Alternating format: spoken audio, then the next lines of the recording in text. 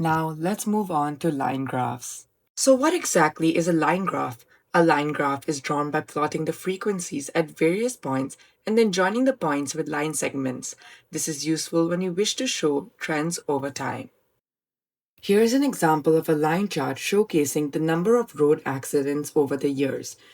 For part A, let us find the percentage increase in the number of road accidents from 2023 to 2024. Like any other graph, firstly we read the data.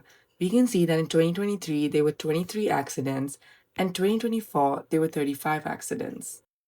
Therefore, the increase is 35 minus 23, which is 12, and the percentage increase is the increase divided by the original times 100%, which is 12 over 23 times 100% to give us 52.17%.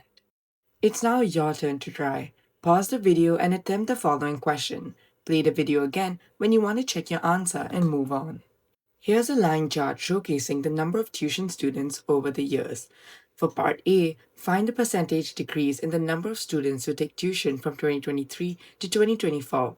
And for part B, construct a table using the data from the graph to show the number of students who take tuition over the 5 years.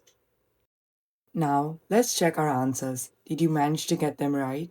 So for part A, let's first obtain the data from the graph.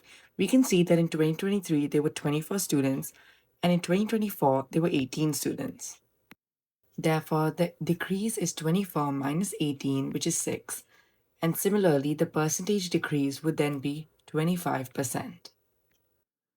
This is a simple example of how your table should look to show the number of students who take tuition over the 5 years.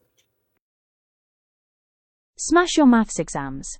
Download Learn Maths Today for real exam questions and achieve top marks.